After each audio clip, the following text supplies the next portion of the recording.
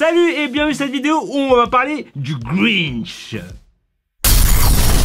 Alors comme d'hab, si vous aimez bien la vidéo, n'oubliez pas de me le dire dans les commentaires et de vous inscrire au canal, comme ça vous ne raterez pas les prochaines. Donc le Grinch 2018 est la troisième adaptation du livre du même nom du Dr Seuss, à qui l'on doit entre autres Lorax, Horton et le chat dans le chapeau.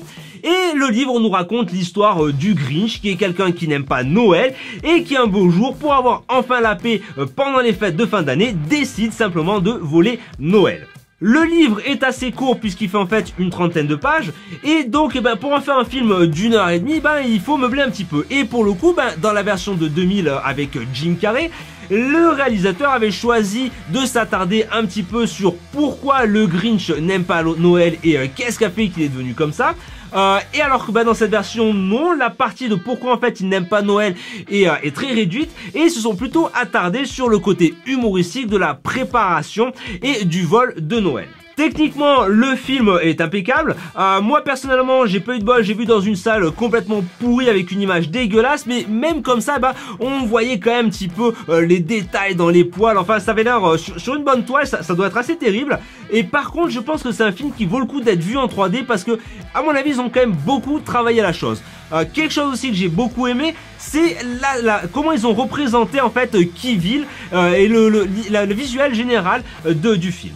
Maintenant, l'aspect le plus important du film, ce sont évidemment les messages qu'il essaie de nous transmettre et évidemment il y a cette critique du consumérisme des fêtes de fin d'année où l'auteur nous dit clairement que Noël c'est un petit peu plus qu'un simple échange de cadeaux, mais je dirais que ça c'est un petit peu la partie visible de l'iceberg et que les vrais messages que l'auteur essaie de nous faire passer, c'est que premièrement on récolte un petit peu ce qu'on sème, c'est-à-dire que si l'on sème la haine, on va récolter la haine. Et si l'on sème l'amour, on va récolter l'amour. Deuxièmement, l'auteur nous dit aussi que finalement aucune personne n'est si mauvaise qu'elle ne mérite pas une deuxième chance. Et troisièmement, que l'humain est quand même plus important que le matériel. Alors je sais que ces messages peuvent paraître un petit peu gnangnan, mais finalement je les ai quand même trouvés assez pertinents par rapport au public auquel s'adresse le film, particulièrement à notre époque où vraiment la technologie a une part aussi importante dans nos vies.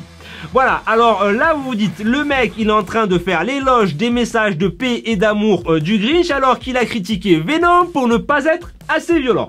Oui, je sais, ça s'appelle être bipolaire.